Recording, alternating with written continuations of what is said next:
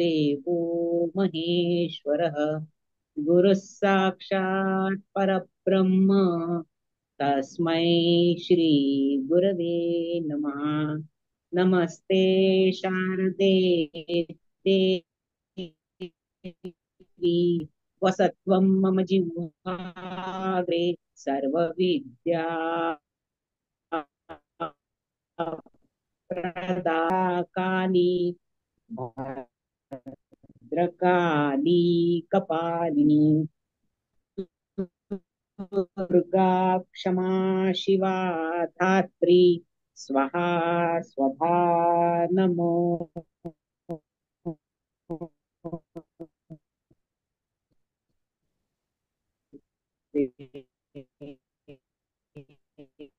केला पण विषयच मुळात अवघड आणि त्यातूनही मला असं वाटतं की ज्या विषयात आपली फारशी रुची नसते ना त्यातलं कितीही आवडलं तरी ते मन ज्या मनावरच आपण सगळं बोलतोय की तो इकडे तिकडे जातो आणि त्याला आपल्याला ओढून ओढून आणायचं आहे तर त्याच्यात कुठेतरी आपण कमी पडतो आणि मग तो विषय आपल्या डोक्यावरून जातो आणि तो तुमच्याच नाही कुणाच्याही डोक्यावरून जाईल असंच आहे.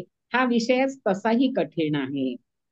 आपण ताई, तुमचा सव्वीसचरती नेट मनाशी इश्यू आहे आज थोडासा. थोडासा नेट इश्यू वाटतोय. आवाज थोडा कटत आहे. चलमस्थिरं ततस्ततो तत् आत्मन्येव वशन्नयेत. आला ताई? हो, परत. आवाज आला? हा, परत एकदा रिपीट करा. यतो यतो निश्चरति मनश्चञ्चलमस्थिरं ततस्ततो नियम्यैतद् आत्मन्येव वशन्नयेत. जिकडे तिकडे हे चंचल अस्थिर मन भटकू लागतं तिकडून तिकडून त्याचं नियमन करून म्हणजे त्याला आवर घालून त्याला आत्मस्वरूपीच नेऊन किंवा योजून स्थिर करून ठेवायचं आहे.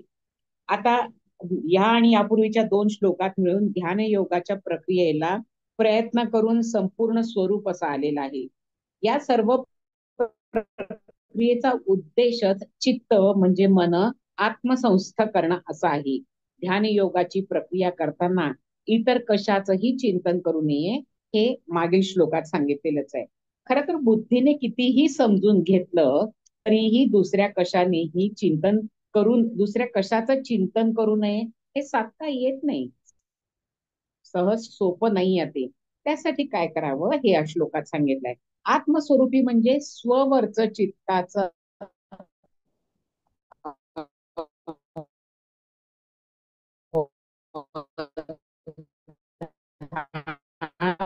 द्वारा चित्त आत्मसंस्थ करणं हा खरं योग प्रक्रियेचा त्यांनी सरळ मार्ग सांगितलाय. तो थोडा अवघडच आहे. इतर कोणत्याही वृत्ती चित्तावर नको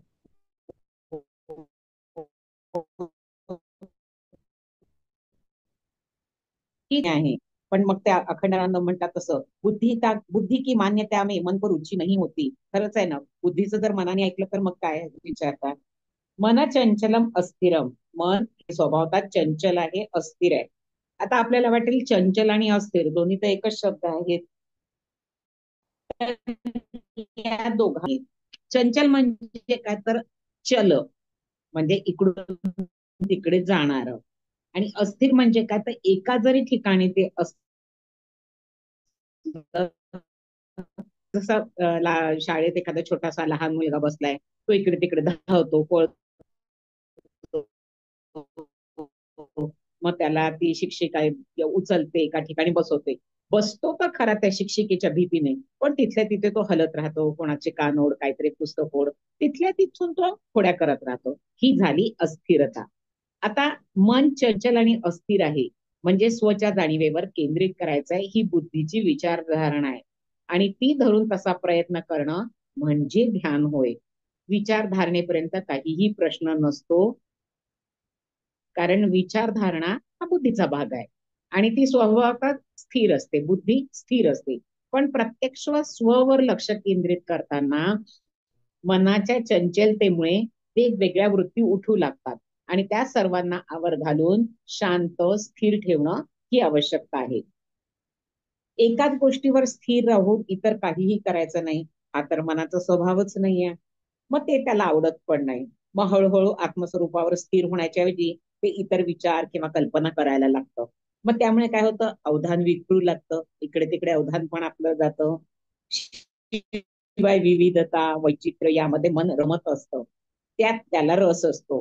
त्यामुळे काय होतं की प्रक्रियात्मक विचार ते मधच धरतं, मध्ये सोडून देतं आणि प्रक्रिये व्यतिरिक्त इतर वृत्तींशी संबंधित होऊ लागतं. ते एखाद्या विषयाच्या वृत्तीची साखळीच निर्माण करतात.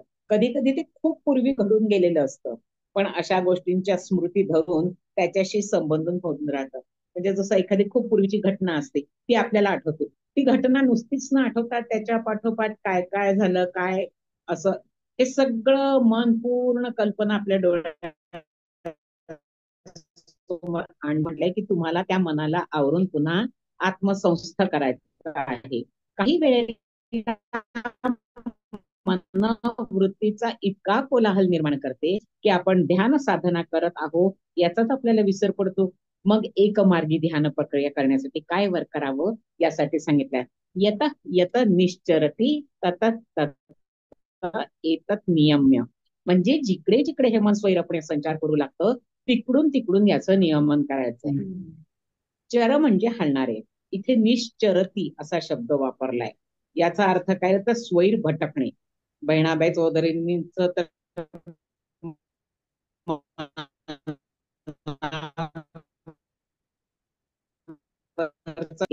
मन मन त्याला पाहिजे तिथे कुठेही क्षणात जाऊन पोहोचतं, जिथे गेलेलं आहे तिथून काही क्षणात पुन्हा दुसरीकडे जातं.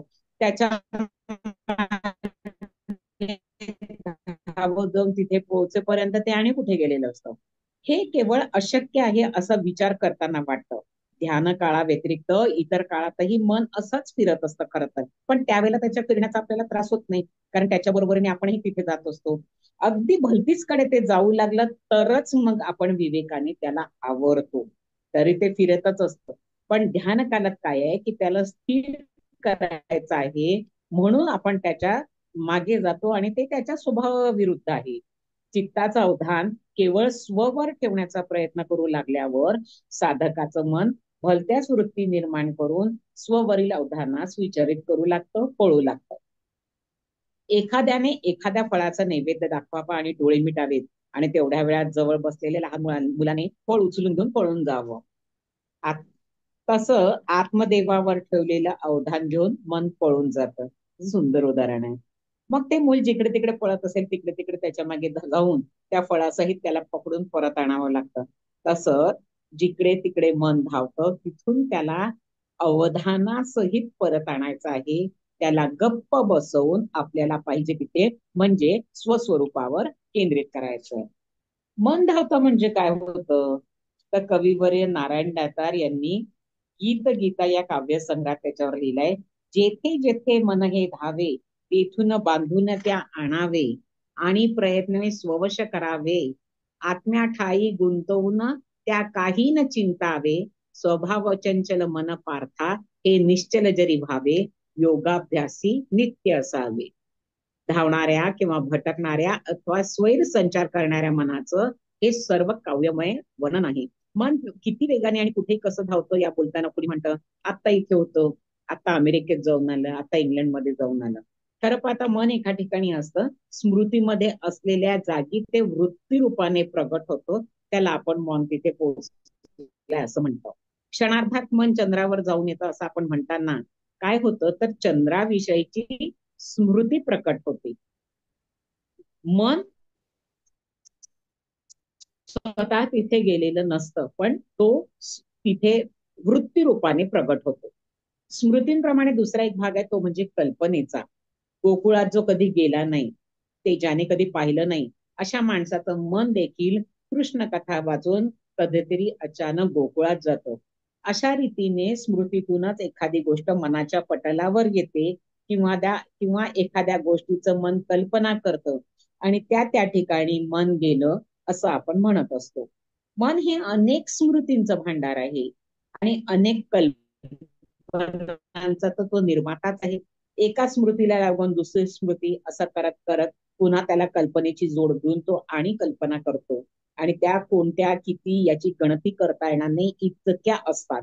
विविध गोष्टींच्या कल्पना व स्मृती मनावर वृत्तीरूपाने प्रकट होतात. मनाला बांधणं किंवा त्याचं नियमन करणं म्हणजे काय, की मन उठून कुठे जात नाही, तर फक्त स्मृती किंवा कल्पनेतून वृत्ती निर्माण होतात. आणि त्या वृत्तीशी संबंधित हे लक्षात घेतलं की मनाला बांधलं किंवा तिथून परत आणणं, याचा अर्थ एवढाच आहे की तत्संबंधी वृत्तीवरील अवधान काढून त्या वृत्ती उपशांत करणे. मनात उठलेली अमेरिकेची वृत्ती उपशांत झाली म्हणजे मन अमेरिकेतून परत येतं. प्रत्यक्षात तिथे जाऊन त्याला परत आणण्याचे सायास असं काही नसतं. फक्त चित्तावर प्रकाशित होणाऱ्या कोणत्याही वृत्तींना नकळत पुरवलं जाणारं अवधान काढून घेतलं की ते बरोबर येतं. कुठल्याही गोष्टीवर चित्त एकाग्र करण्यासाठी आपलं अवधान तिथे देणं, तिथे राखणं हे आवश्यक असतं. आणि बाकी गोष्टीवरून अवधान काढून घेणं.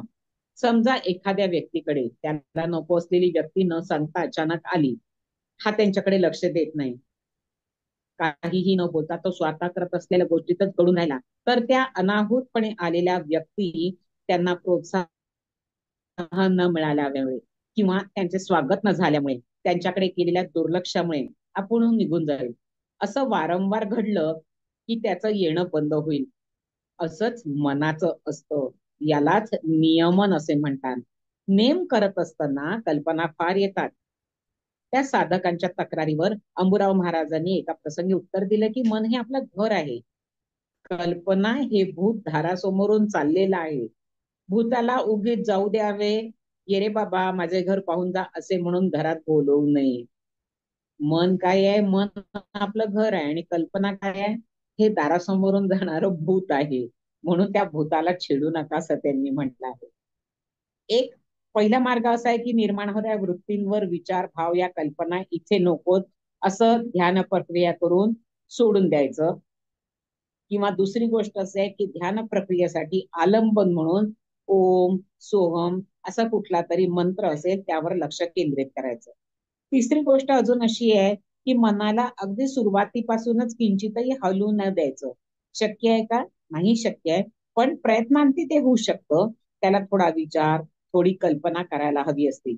म्हणून प्रक्रियेसंबंधीच्या वृत्तींना मनाच्या पटलावर येण्यास थोडी मुभा ठेवावी असं त्यांनी म्हटलेलं आहे.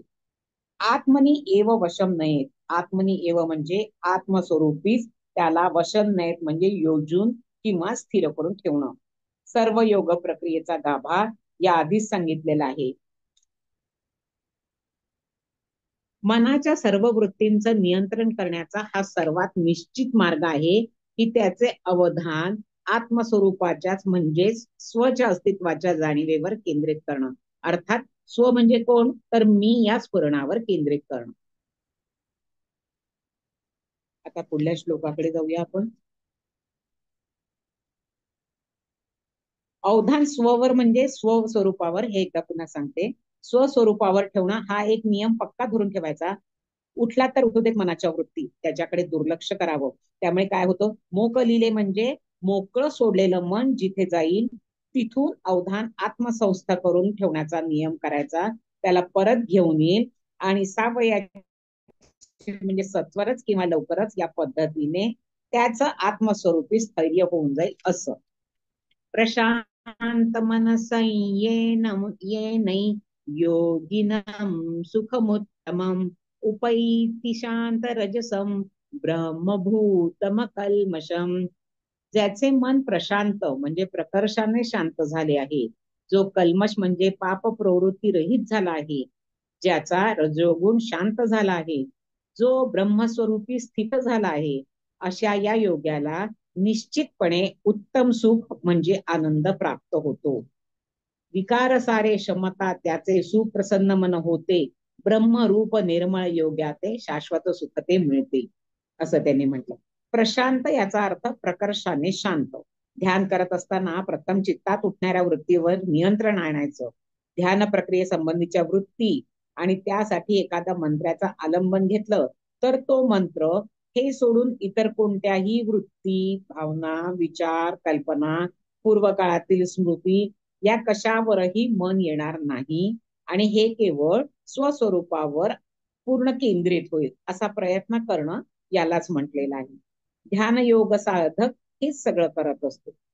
चित्तात वृत्ती उठू न देण्यासाठी निश्चयपूर्वक विवेकाने वृत्ती आवरणे, मंत्रांचं सहाय्य घेणं, महत्वाची गोष्ट म्हणजे ते स्ववर केंद्रित करून स्थिर राहील असं प्रयत्न करणं आणि तोही सजगतेने करणं हे मुख्य उपाय आहे. एखाद्या भांड्यात पाणी ठेवून त्याच्या खाली इंधन पेटवून उष्णता निर्माण केली तर ते भांड तापतं, त्यातलं पाणी उकळतं, खळखळ करत राहतं. खालचं इंधन बाजूला केलं तर हळूहळू भांड्याची उष्णता कमी होते, भांड आणि पाणी तापायचं थांबतं, ते निवू लागतं, त्यातल्या पाण्याची खळखळी थांबते, त्याच्यावर उठणारे तरंग कमी होऊन जात जात थांबतात. बाह्यतः ते शांतच दिसतं, पण असं असलं तरी आतमध्ये उष्णतेमुळे पाण्याच्या रेणूंची न दिसणारी हालचाल चालू असते, ती देखील हळूहळू कमी होत जाते. मग पाणी पूर्णपणे निवतं. या उदाहरणावरून प्रशांत मनसम या पदाच्या अर्थाची थोडी कल्पना येईल. ती स्थिती साधण्यासाठी प्रथम काम संकल्परूप इंधनाला दूर करायचंय, मग चित्ताला उष्णता देणारे म्हणजे वृत्ती उठवणारे मुख्य कारण ते दूर करायचंय, मग मंत्रावर आणि स्ववर अवधान ठेवायचंय म्हणजे वृत्ती शांत होतील, मग वृत्ती उठण्यासाठी लागणारा रजगुणही शांत असतो झालेला असतो, त्याला या श्लोकात शांत रजसम असं म्हटलं आहे. जशा शांत रजसम म्हणजे काय, तर ज्याची योग प्रक्रिया पूर्णतेप्रत पोहोचलेली आहे असा. सर्व वृत्त्यात्मक चंचलता निर्माण करण्याचं काम रजस म्हणजे रजोगुण करत असते. 14व्या अध्यायात पुढे त्याचा अर्थ उपभोग प्रवृत्ती, स्पृहा, एकूण अशांती निर्माण करतो. मुख्यतः या रजोगुणातून निर्माण होतात. कर्म प्रवृत्ती ह्याचं मूळ शुद्ध स्वरूप आहे आणि ते जीवनाला आवश्यकही आहे आणि स्वाभाविकही आहे. इथे शांत रजसम हे जे पद आलंय ते योग्याच्या ध्यानामधील परिपूर्ण अंतस्थितीचं वर्णन करणार आहे. हे पद असं सांगतं की रजोगुणातून निर्माण होणारी शारीरिक, मानसिक आणि अगदी बौद्धिक पातळीवरही सर्व क्रिया करण्याची त्याची प्रवृत्ती शांत झालेली आहे. चित्त आत्मस्वरूप युक्त होईपर्यंत तिचं काम असतं. चित्त आत्मस्वरूपाशी युक्त झालं की स्वच्या अस्तित्वाची शुद्ध जाणीव सोडून दुसरं कोणतंही माध्यम नाही. सिंहाच्या गुहेत चोरून येऊन बसणारं माकड जसं सिंह येण्याच्या धाकानी निघून जातं, तसं आत्मस्वरूपाशी तदाकारतेची स्थिती येण्यामुळे त्या परिपूर्णतेत आलेल्या ध्यानावस्थेत रजोगुण पूर्णपणे निघून जातो. म्हणजे काय होतं तर शांत होतो. ती आत्मस्वरूपावर स्थिती पुन्हा पुन्हा प्राप्त होण्याने कोणतेही सायास न करता ध्यान प्रक्रियेच्या परिपूर्णतेच्या अवस्थेमध्ये रजोगुण उठत नाही, चंचलता निर्माण करत नाही आणि मग योगी शांत रजस होऊन जातो. अकल्मषम या योग स्थितीच्या परिपूर्णतेला आलेल्या व्यक्तीच्या अंतःकरणामध्ये ज्याला साधारण अर्थाने पाप म्हटलं जातं, ती अनैतिकता, स्वैराचार किंवा तशा प्रकारच्या प्रवृत्ती शिल्लक राहणेच शक्य नाही. स्वामी चिन्मयानंदांनी असं म्हटलंय की एक वेळ चोर साधूचं सोंग घेऊ शकेल, पण खरा साधू मात्र स्वप्नात देखील चोराचं सोंग घेऊ शकत नाही. कारण अंतःकरण साधुत्वाला पोचल्याशिवाय म्हणजे पूर्ण पापरहित झाल्याशिवाय ती व्यक्ती योगपूर्णतेच्या अवस्थेला येऊ शकणार नाही. त्यामुळे इथे योजल्या गेलेल्या अकल्मषम या पदातील कल्मश याचा अर्थ पाप प्रवृत्ती हा नाही, तर या ठिकाणी कल्मश याचा अर्थ आहे अज्ञान जडत्व.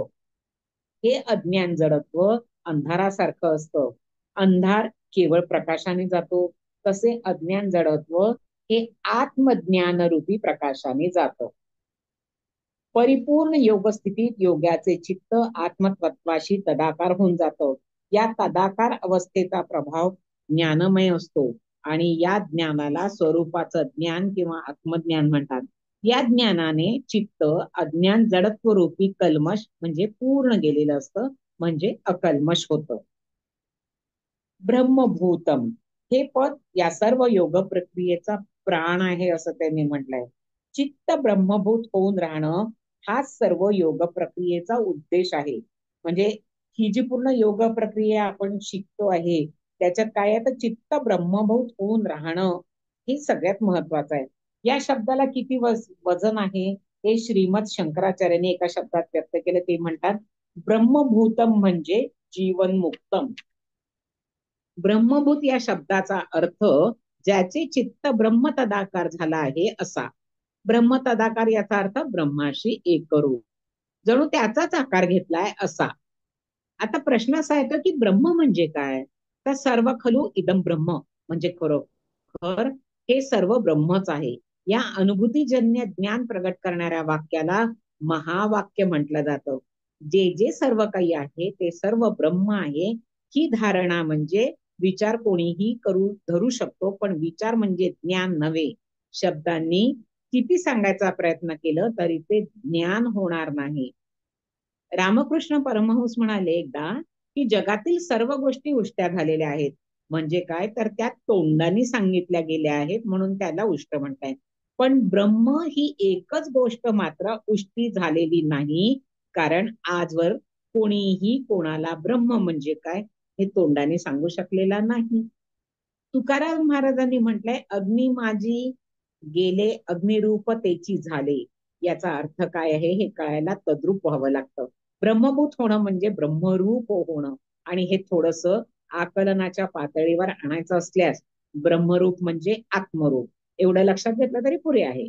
आत्मा, परमात्मा, ब्रह्म ही सगळी परमतत्वाची वेगवेगळी नावच आहेत.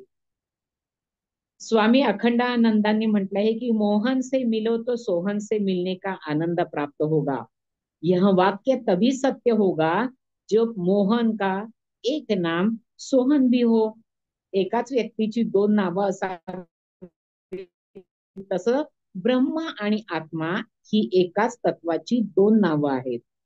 ब्रह्म आणि आत्मा ही एकाच तत्वाची दोन नावं आहेत. ब्रह्मभूत होणं म्हणजे ब्रह्म तदाकार होणं, म्हणजेच आत्मभूत होणं किंवा आत्मतदाकार होणं. एनम योगिनम ही उत्तम सुखम उपैती.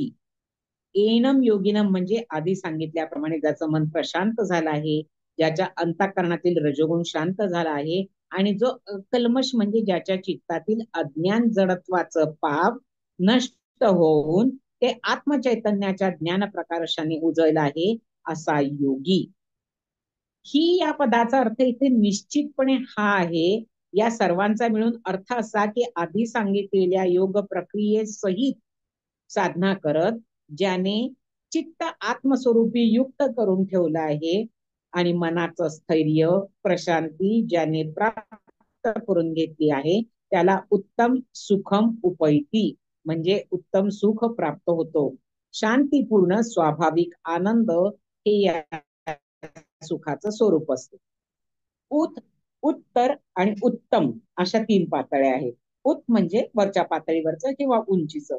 जेव्हा साधक ध्यान योग मार्ग नीट समजून घेऊन योग्य आसनात निवांत काळी निवांत बसून ध्यान योग प्रक्रिया सुरू करतो, तेव्हा मस्तकात अवधान स्थिर होताना त्याला हे नेहमीपेक्षा निराळं, छान, शांत, स्थिर वाटत आहे असं जाणवतं. हे म्हणजे थोड्या वरच्या पातळीवरचं सुख त्याला अनुभवायला यायला लागतं. योग प्रक्रिया स्थिरावताना आणि स्थिरावल्यावर स्वतत्वाच्या जाणीवेत काही काळ चित्त राहू लागतं.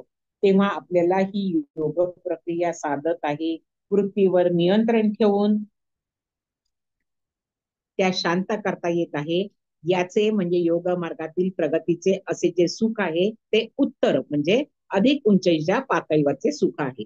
यापुढे योग प्रक्रियेत चांगली प्रगती होऊन आत्मस्वरूप स्थिती पूर्ण करून त्या चित्त शांत होतं, स्थिरपणे राहतं, आत्मस्वरूपावरच तदाकार होऊन राहतं, त्याला वेगळं पण उरत नाही. ही आत्मस्थिती आहे. या अवस्थेतील सुखाला उत्तम म्हणजे सर्वोच्च पातळीवरचं सुख असं म्हटलेलं आहे. पुढच्या श्लोकाकडे जाऊया. युञ्जन्नेव सदात्मानै योगी विगत कल्मषः सुखेन ब्रह्म संस्पर्शम अत्यंतम सुखमश्नुते. अशा प्रकारे नित्य आत्मस्वरूपी युक्त करून कोण चित्त, अशा प्रकारे चित्त निरंतर आत्मस्वरूपी युक्त करून अज्ञान स्वरूपी पापवृत्ती नाहीशा झालेल्या कोणाच्या तर आत्मयोगाचा अभ्यास करणाऱ्याचा म्हणजे योग्याचा, सुखाने म्हणजे अनायसे चित्तात ब्रह्माच्या म्हणजे आत्मतत्वाच्या तदाकारतेचा संस्पर्श म्हणजे स्पष्ट अनुभव घेऊन अनंत अपार आनंद अनुभवतो तो.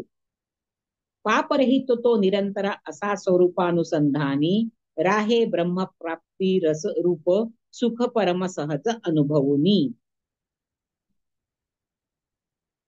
युंजन एवं सदात्मानम, एवं म्हणजे अशा प्रकारे. त्यावर भाष्य करताना शंकराचार्यांनी म्हटलंय की यथायोक्तेन क्रमेण, म्हणजे याचा अर्थ संकल्प प्रभवन कामान या श्लोकापासून जे योग प्रक्रियेचा क्रम दिला आहे त्यानुसार आत्मस्वरूपाशी चित्त युक्त करून ठेवण्याचा आणि अभ्यास करणारा योगी त्याचा सर्व प्रयत्नांची दिशा मन आत्मसंस्थ करून ठेवणार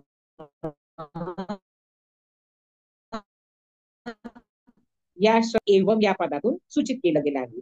आत्मानं युंजन म्हणजे असं आत्मस्वरूपाशी युक्त करून ठेवण्याचं योग्याचे चित्त आत्मस्वरूपाकार होतं.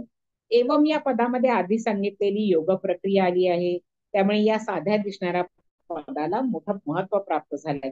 कारण तसेच सदाही साध्या दिसणाऱ्या पदालाही महत्व आहे. योग स्थितीची परिपूर्ण अवस्था गाठण्यासाठी चित्त स्वशी युक्त करून ठेवण्याचा प्रयत्न करत राहणं आहे. चित्त स्वशी तदाकार स्वरूपाकार होणं याला स्वरूपानुसंधान म्हटलं आहे. आपण आधी बघितलंय ते. पुन्हा पुन्हा चिंतन करणं ही अशी प्रक्रिया आहे. योग म्हणून दुसरं काहीही प्रकारचे करायचे नाहीत आणि चित्ताला सतत शिकवण देत राहणं याला चित्त आत्मस्वरूप युक्त करून ठेवणं असं म्हणतात. थोडं जरा जडच गेलं असेल हे. असं न केल्यास ध्यानाचे सुद्धा एक कर्मकांड होऊन जातं. इतका वेळ बसायचं हे गुरूंनी किंवा शास्त्रात सांगितलंय, बस मला बाकी काही माहिती नाही, जे काय व्हायचं ते गुरु पाहून घेतील असे म्हणणारे साधक असतात. यांच्या बाबतीत समर्थांनी म्हटलंय, फुटक मन एकवटीले तेने तुटक ध्यान केले तेथे कोण सार्थक झाले पाहना का.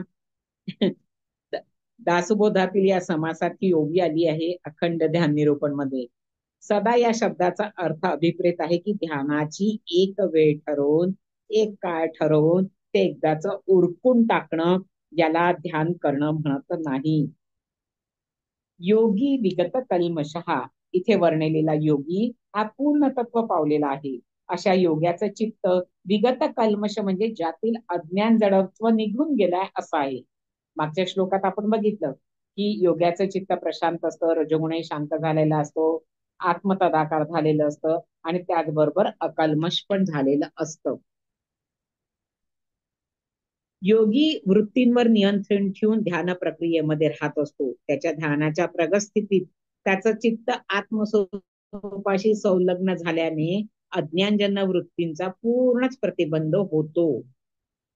आणि जसं एखाद्याने घराला कुंपण घालावं तसं त्याने यमनियमांचं कुंपण घातलेलं आहे आणि त्यातून असलेल्या फटींमधून आत येणाऱ्या कुत्र्यांना किंवा झाडांवरून येणाऱ्या माकडांना अवधान रूपी रखवालदार सतत हाकलत राहिल्याने ते सर्व कुंपणाबाहेर राहतात.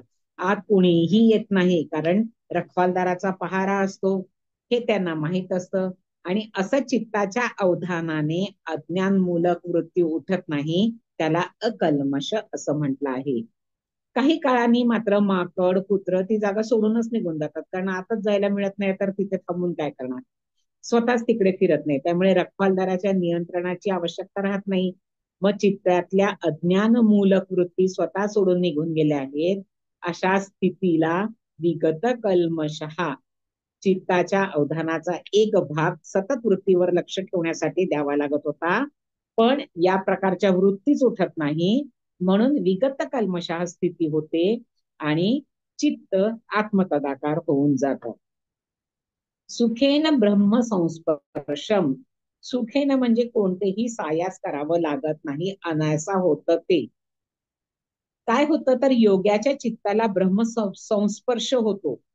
ब्रह्मभूतम या पदाचं मागच्या श्लोकात विवरण केलं तेव्हा आपण हे पाहिलेलं होतं. ब्रह्मसंस्पर्श म्हणजे आत्मसंस्पर्श, स्वशी जडून जाणे, आत्मतदाकार होणं, हेच त्याच्यातून सांगितलं होतं. कोणत्याही मौल्यवान गोष्टी फुकट प्राप्त होत नाही. ब्रह्मसंस्पर्श म्हणजे ही सर्वात उच्च गोष्ट आहे. एव्हरेस्टवर चढून जाणाऱ्या गिर्यारोहकाचा फक्त एकच पाय माथ्यावर सहजपणे पडला असं जरी दिसत असलं तरी त्यामागे एवढ्या उंचीची चढण चढणं असतं. माथ्यावर पाय ठेवल्यानंतर त्या आनंदात मागचे सर्व सायास स्पर्श आहे. त्यामध्ये त्या योगाची संपूर्ण योग साधना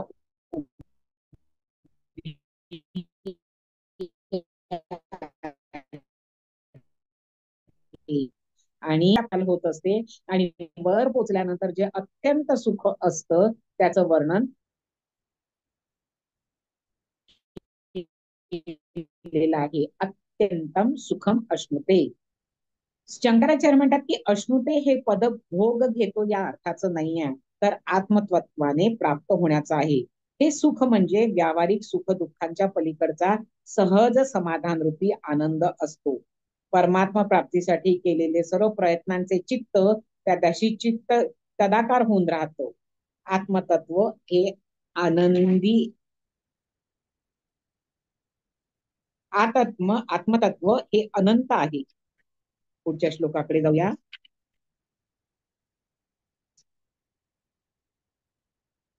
सर्वभूतस्थमात्मानं सर्वभूतानि चात्मनि ईक्षते योगयुक्तात्मा सर्वत्र समदर्शनः.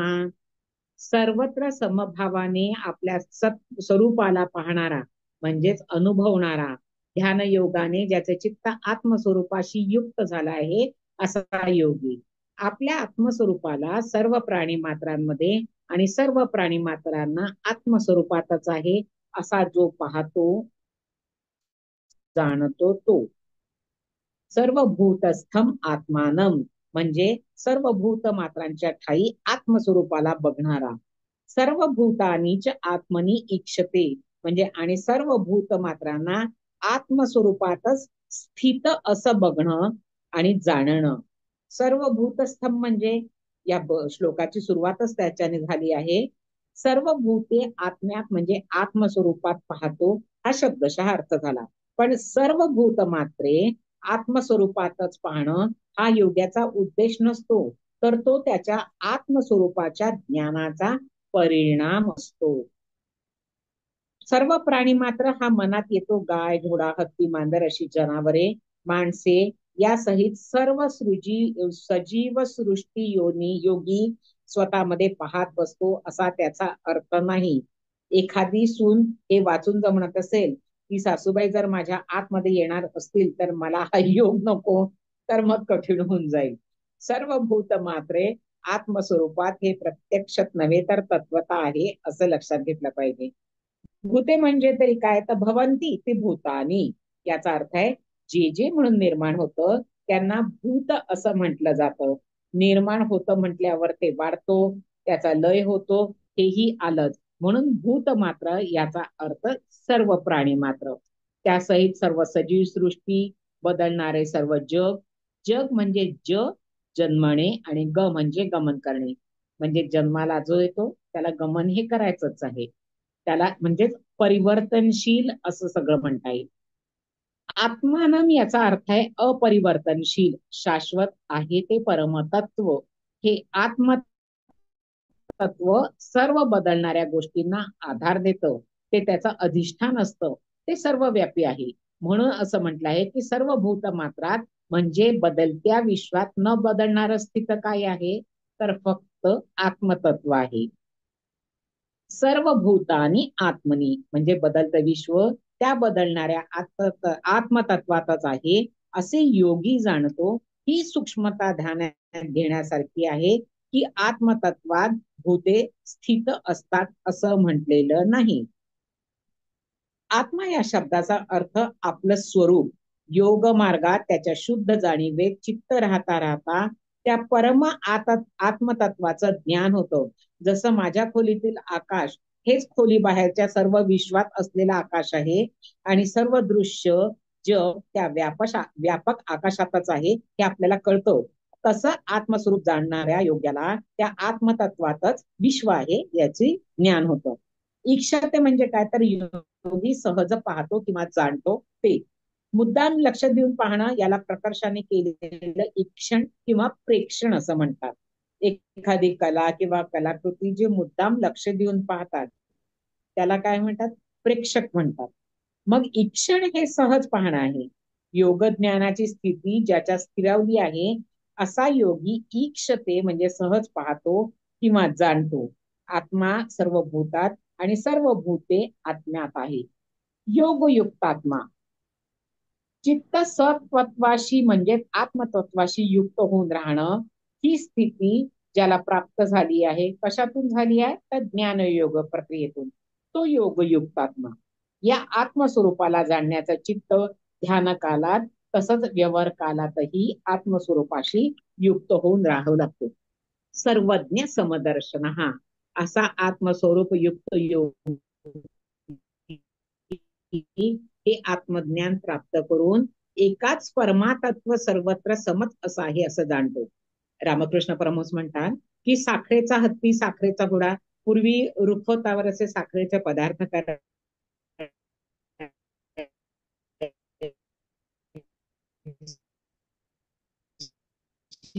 पद्धत होती बरं. त्यातील परमेश्वर चैतन्य स्वरूपाने सर्व विश्वात भरून राहिलेला आहे हे ज्ञान ज्याला योगाच्या अनुभूतीतून प्राप्त होतं त्या योग्यामध्ये ते स्थिर अचल असं राहतं. योगी नसलेल्या इतरांनाही हे ज्ञान विचारांनी कळू शकतं पण ते स्थिर नसतं. त्या त्यांच्या केवळ कल्पना असतात. तो त्यांचा अनुभव नसतो. योगयुक्ता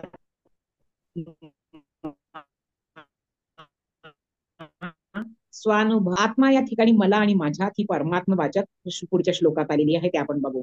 यो माम पश्यति सर्वत्र सर्वैच मयि पश्यति तस्याहं न प्रणश्यामि सच मे न प्रणश्यति. मला म्हणजे परमात्म्याला सर्वत्र पाहतो आणि सर्वांना म्हणजे सर्व जगताला माझ्या म्हणजे परमात्म्याच्या ठाई पाहणं किंवा अर्थात जाणणं तिला मी कधीही अंतरत नाही.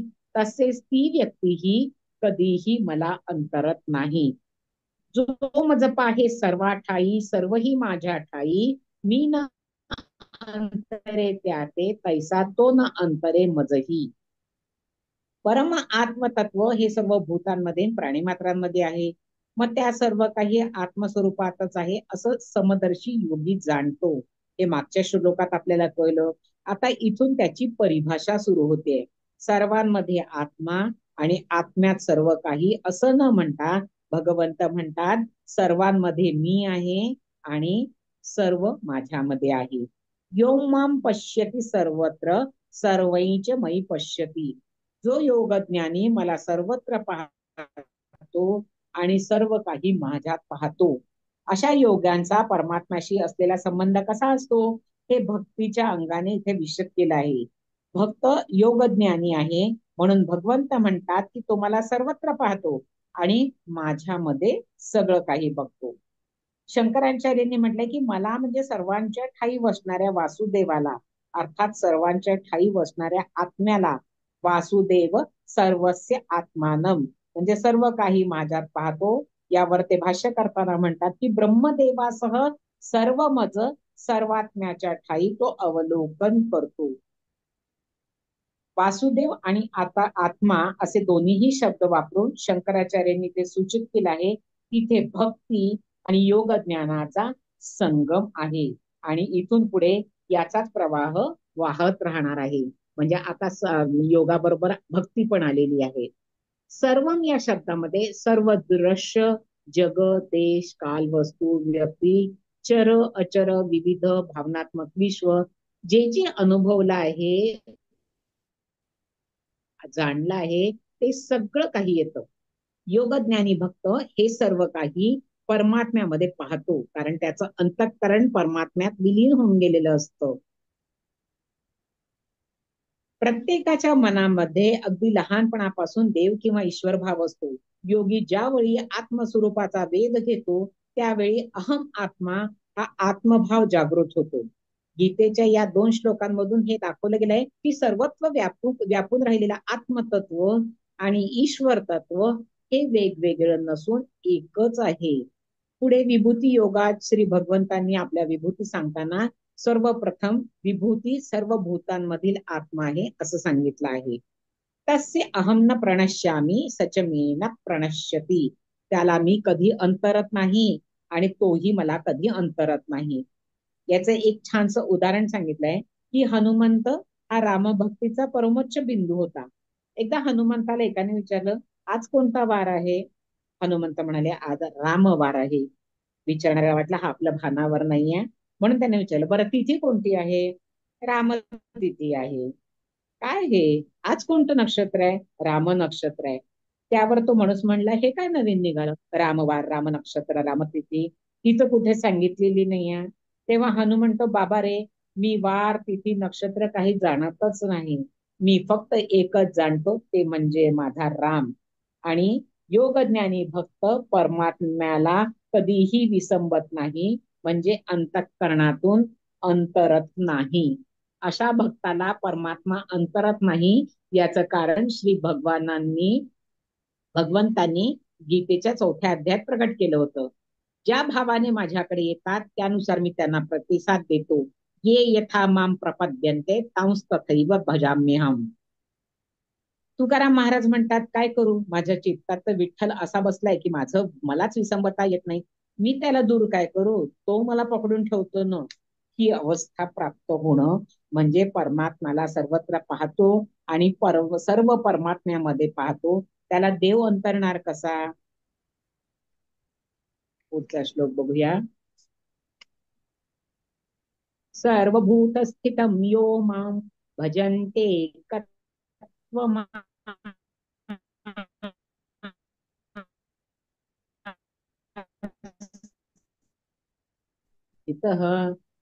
मयी वर्तते. एकत्व भावात स्थित होऊन सर्व भूतांमध्ये आत्मरूपाने स्थित असणाऱ्या मला भजते. ती योगी व्यक्ती सर्व प्रकारच्या व्यवहारात वावरत असली तरी वस्तुतः माझ्याच ठायी म्हणजे परमात्म स्वरूपात चित्त स्थिर ठेवून राहत असते.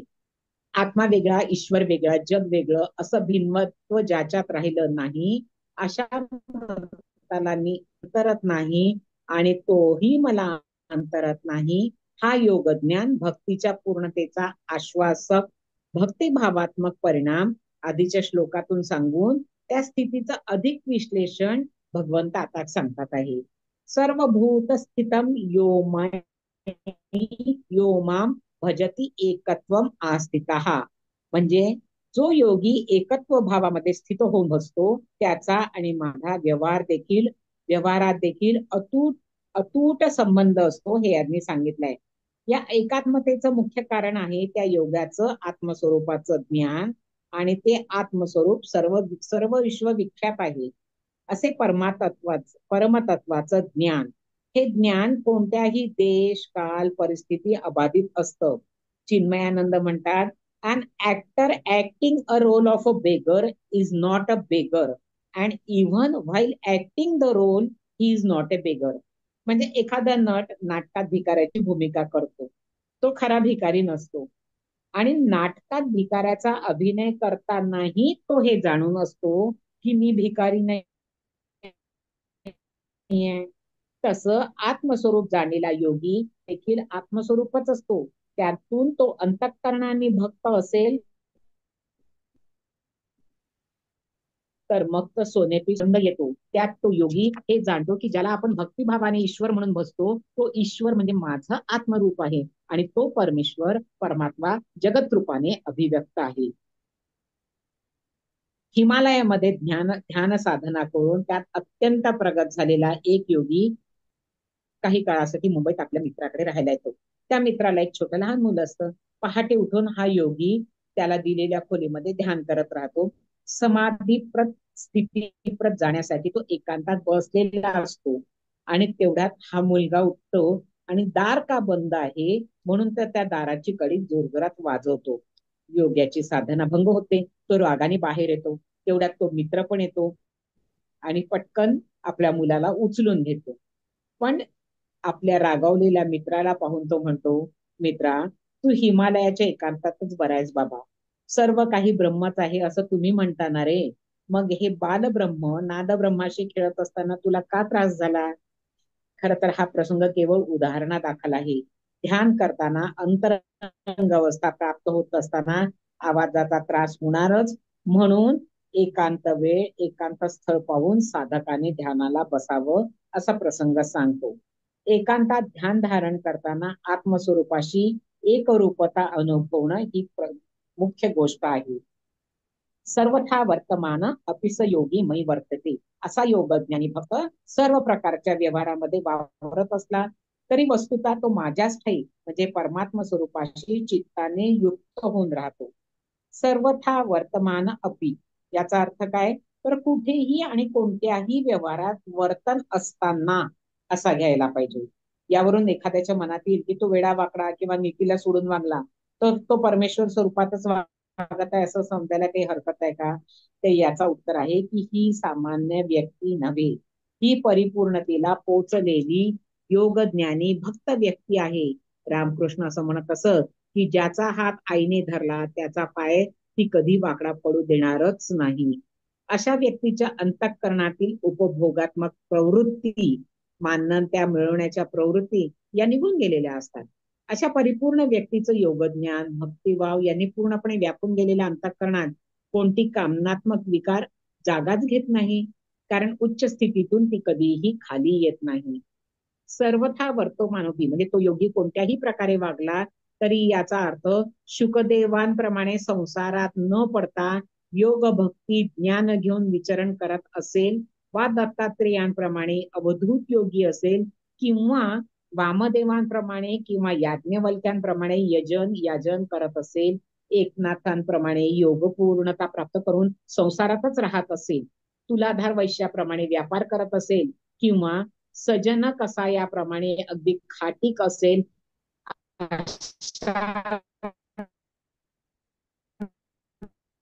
विविध व्यवहार सयोगी मयी वर्तते, तो माझ्यातच वावरत असतो असे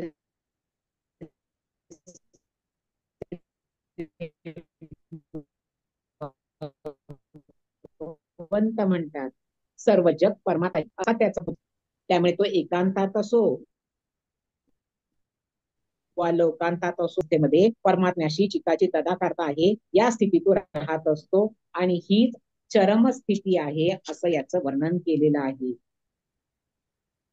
आत्मौपम्येन सर्वत्र समं पश्यति योऽर्जुन सुखं वा यदि वा दुःखं स योगी परमो मतः. हे अर्जुना, जो योगी म्हणजे जी योगी व्यक्ती आत्मभावाने म्हणजे आपल्या तत्व स्वरूपाप्रमाणे एकच परमतत्व सर्वत्र सम आहे आणि सर्व जीव आपल्या समानच आहेत, संवेदनाबाबत आपल्यासारखे आहेत असं जाणतो, मग तो सुख असो अथवा दुःख असो हे जाणून त्याच्या बाबतीत स्वतःसारखाच संवेदनशील राहतो, तो योगी परमश्रेष्ठ मानला जातो. योगाच्या परमश्रेष्ठ स्थितीचं वर्णन या श्लोकात केलं आहे. त्याला ध्यान योग साधनेतून आत्मस्वरूप स्थिती प्राप्त झाली आहे. आत्मयोग स्थिती स्थिरावून त्यातून प्राप्त झालेल्या आत्मज्ञानाने आपण आत्मतत्व अनुभवतो आहोत असं त्यामध्ये सांगितलेलं आहे. आणि हे तो पूर्णावस्थेला आलेला योगी असतो. मुळातच नैसर्गिक भक्तिभाव विकसित होऊन स्वतःतील आत्मतत्व, विश्वातील परमतत्व आणि ज्याने भक्तिभावाने ईश्वर म्हणतो ते ईश तत्व हे सगळं एक आहे असं त्याच्या प्रत्ययाला येतं. या श्लोकामध्ये भक्ती आणि ज्ञानाची उच्च अवस्था प्राप्त झालेल्या योग्याची इतरांकडे पाहण्याची दृष्टी कशी असते हे सगळं सांगितलेलं आहे. हा योगी सर्वश्रेष्ठ असतो असं भगवंतांनी म्हटलंय. पूर्णत्वाला पोहोचलेल्या योगाच्या बाबतीत त्याच्या उच्च स्थितीचा समत्व हा परिणाम असतो. आत्मौपम्येन सर्वत्र समम पश्यति य अर्जुन. हे अर्जुना, जो सर्वत्र आत्मौपम्य म्हणजे स्वतःसारखेच सर्व आहेत या दृष्टीने समत्व बुद्धीने पाहतो तो. आत्मोपमेन म्हणजे आत्म किंवा स्वतःच्या उपमेने, स्वतःच्या बाबतीत जसं वाटतं तसं जगाच्या बाबतीत वाटणं आणि त्यातून जगाशी तशाच आत्मीयतेने व्यवहार करणं. यातील एक भाग म्हणजे तत्वता मी आत्मस्वरूप आहे किंवा जगही आत्मस्वरूप आहे, हा योग्याच्या योग साधनेद्वारा विकसित झालेला प्रत्यक्ष अनुभव असतो. तो त्याचा विचार नसतो. त्या जगाशी असलेली आत्मीयता ही आत्मस्वरूपाच्या ज्ञानातून विकसित झालेली असते. ती सहज असते, सदा सर्वदा असते. विनोबांनी एका ठिकाणी म्हटलंय की ज्ञानी पुरुष शोधून शोधून सत्कर्म करत नसतो, तर त्याच्याकडून होणारं प्रत्येक कर्म हे सहज सत्कर्म असतं. मी शरीर हा भाव जाऊन मी आत्मस्वरूप हे ज्ञान झालेलं असतं. दैवी गुणांचा विकास झालेला असल्यामुळे अशा ज्ञानी व्यक्तीची प्रत्येक कृती दैवी होते. या बाबतीत दधीची ऋषींचं उदाहरण सांगितलेलं आहे की दधीची ऋषींना काही कारणावरून इंद्राने त्रास दिला होता आणि नंतर काही काळाने दैत्यांच्या निवारण्यासाठी वज्र बनवण्याची आवश्यकता निर्माण झाली. ते दधीची ऋषींच्या अस्थी वापरूनच करता येणार होतं. त्यावेळी इंद्राने पूर्वी केलेला अपमान त्यांच्या मनात आलाच नाही. त्यांनी देवकार्यासाठी आत्मसमर्पण करून आपल्या अस्थी दिल्या, अशी कथा आहे. अशा कथा ज्ञानी पुरुषांच्या उच्च अवस्थेचं दर्शन घडवतात. सुखम वा यदि वा दुःखम सयोगी परमो मतः. परमेश्वर योगी स्वतःच्या सुखदुःखाच्या बाबतीत जरी आत्मस्वरूपाच्या ज्ञानाने अलिप्त असला तरी तो इतरांच्या सुखदुःखांच्या बाबतीत संवेदनशील असतो. या बाबतीत एक सुंदर अभंग आहे.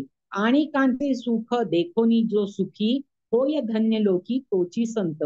आणि कांचे दुःख देखोनी या डोळा, येई कळवळा तोची संत. आणि कांचे दोष आणि ना जो मनी, गुणाते वाखाणी तोची संत. लोक कल्याणार्थ वेची जो जीवित, संत तो महंत स्वामी म्हणे. खूप उच्च व्याख्या झाली ही, पण किमान दुसऱ्याला दुखावू नये असं बोलणं, वागणं इत्यादी आचरण कसं असावं हे कळतं. एकदा सोनोपंत दांडेकर हे तेव्हा पुण्याला सप महाविद्यालयात प्राचार्य होते. एकदा ते दौऱ्यावर गेले होते आणि दौऱ्यावरून परत आलं आणि त्यांनी कार्यालयात प्रवेश केला तेव्हा त्यांना दिसलं की तारखांचं कॅलेंडर, मोठ्या आकाराचं तारखांचं कॅलेंडर असायचं, त्या प्रत्येक तारीख झाली की ते कागद फाडून टाकलं जायचं. असं त्यांच्या टेबलावर होतं. मामा दौऱ्यावर गेल्यापासून शिपायाने तारखाचं कागद फाडलाच नव्हता आणि गेल्या महिन्यातील तारखेचा कागदच त्यावर दिसत होता. खरं तर ते प्राचार्य होते, चपराशी होता, ते त्याला ओरडू शकले असते, पण त्यांनी काय केलं पहा. तेव्हा प्राचार्यांनी मामांनी शिपायाला बोलून म्हणे, अरे हे कॅलेंडर बघ, गेल्या महिन्याच्याच तारखा छापलेल्या आहेत. प्राचार्यांच्या त्या सौम्यपणाने भारावून जाऊन तो सेवक म्हणाला, नाही साहेब, माझ्या हातून तारखा फाडायचा राहून गेल्यात, मी आता ते काम करतो. आणि म्हणून त्याने ते कागद सगळे फाडून त्या दिवसाची जी तारीख होती ते ठेवलं. खरं तर प्रसंग साधा आहे, पण अत्युच्च पदावरील व्यक्ती देखील सर्व सेवक वर्गाशी त्याचं मन चुकवता कसं वागते आणि काम कसं करून घेते याचं हे उत्तम उदाहरण आहे. पूज्य मामांचे अध्यात्म त्यांच्या व्यवहारातील सर्व कृतींमधून व्यक्त होत असे. सर्व संतांचं वागणं असं सौम्य सुखदायी असतं. दिव्य जीवन संघाचे कार्य उभं करणारे स्वामी चिदानंद आपल्या शिष्यांना सांगत असत की महाशिवरात्रीच्या पूजेसाठी बेलाची पानं आणायला जाल ना, तेव्हा कुऱ्हाड उगारून झाडाकडे जाऊ नका बरं.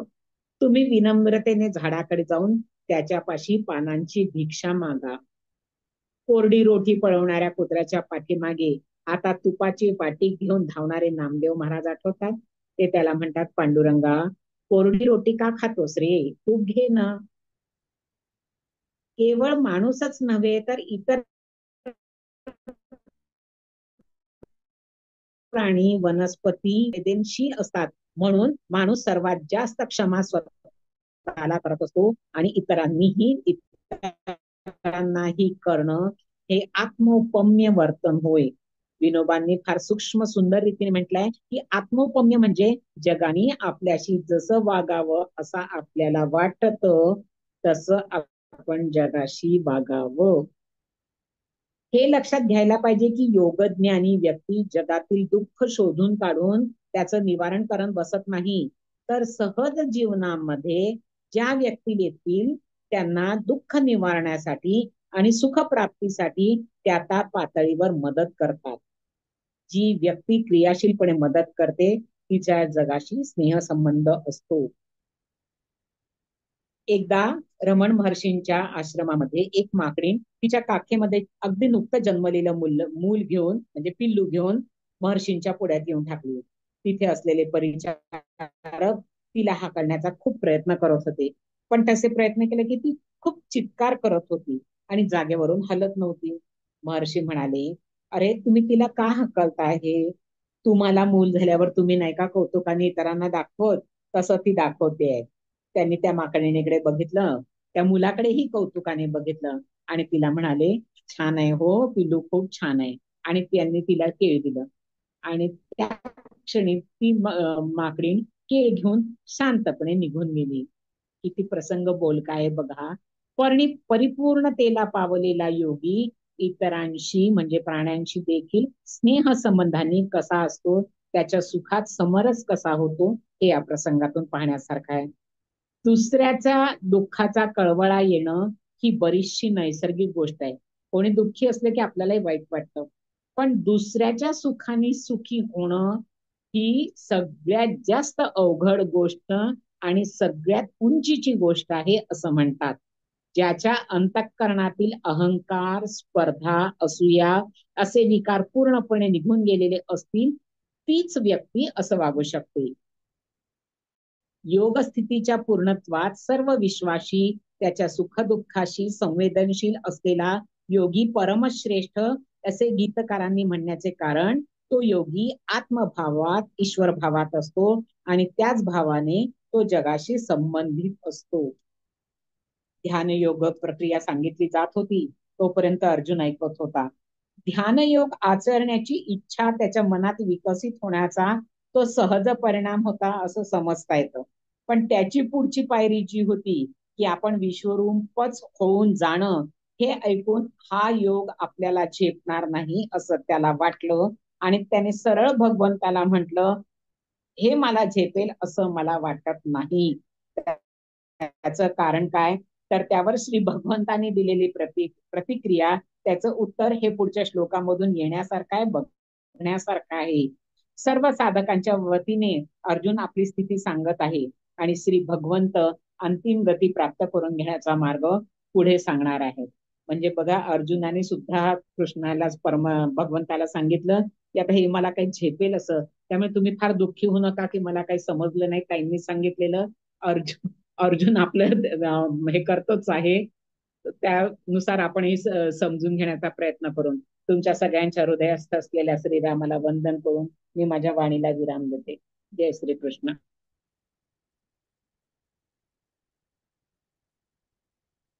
सुचिता ते छान छान ते. जरा अवघडच आहे, त्यामुळे कळतं आहे. ते की पण ते खूपदा ऐकल्यानंतर समजू शकता. हो. हं. अजून किती राहिलेत आपले ते? आज झालं, एक मिनिट, हे अजून आज पुस्तक काढलंच नाही मी. चालेल. हं? आज पुस्तक 37 झाले मला. 37 ना. हा हा 48 आहेत ना. 32, सॉरी 32 झाले. 32. 32 झाले. कालपर्यंत हे झालं होतं ना, 26 पासून सुरू केलं. हा, म्हणजे अजून आहे 32 समजा झाले. हा. पुढच्या आठवड्यामध्ये आहे अजून आपलं ना. हो हो हो. हो. पण बघा ना, याच्यापेक्षा जास्त घेतलं तर मग तर मला वाटतं अगदी डोक्यावरूनच जाईल. नाही नाही नाही. ठीक आहे, हरकत नाही ते. आणि आता सध्या बऱ्याच त्यामुळे जणांना थोडं ते हळू म्हणजे नवरात्रीचं पण आहे ना, पुष्कळ जणांना इकडे जमत पण तिकडे नाही. जाणं. हो हा, हो. त्याच्यामुळे. मलाच इतकी धावपळ होते कारण माझ्या घरी नवरात्र आहे, तर मलाही हो खूप ना. हे होतं कारण मला बरोबर. तर अभ्यास पण करायचा असतो त्याच्यावर. हो. पण भगवंत करून घेतात. करून घे. तो कर. जो विचार आपण नाही केला की मी काही करत नाही, भगवंत करून घेतात आहे, तर मग ते शक्य होतं. मला नाही वाटत इतर वेळेला मी कधी असं करू शकले असते, पण ती भगवंतानी जबाबदारी दिली तर तू बरोबर पूर्ण करून घेतो. गोष्ट बरोबर आहे अगदी. हम्म. कोणाला काही एखादं गाणं म्हणायचंय, काही म्हणायचं विचारायचंय? का कुणाला? कोणी एखादं गाणं वगैरे म्हणू शकेल आज? किंवा अनम्यूट करून पहा, कोणाला काही बोलायचं असेल तर. ताई तुम्ही एवढे संदर्भ सगळे मिळवता इतके, म्हणजे सांगण्यासाठी आम्हाला, त्याचंच मला खूप कौतुक पण वाटतं. आणि म्हणजे कसे तुम्ही किती कुठून हा, कुठून जे जे अभ्यास, म्हणजे दिसेल कुठून कुठून काढता त्याच्याशी एवढे. रिलेटेड जे जे दिसतं ते ते हो. वाचावं लागतं. हा. नाही म्हणजे आम्ही आता काय फक्त हे एकच पुस्तक वाचायचं म्हणून एकच वाचतो हो, असं होतं. हो, बरोबर आहे हा. ना. अहो, तुमच्या जागी मी पण तेच करत होते ना हा. पूर्वी. पण जेव्हा इतरांना सांगायची वेळ येते तेव्हा रामदास स्वामींनी, समर्थांनी सांगितलंय ना, की बरोबर प्रकट आहे. व्हायचं असेल तर वाचूनी व्हावे प्रगट. बरोबर इतरांसमोर तर मला हे आहे. करायचं, मला म्हणजे तेवढी बौद्धिक पातळी पण नाही आहे असं. आलेलं आहे हा. आणि मग बाकी हा. सगळीकडे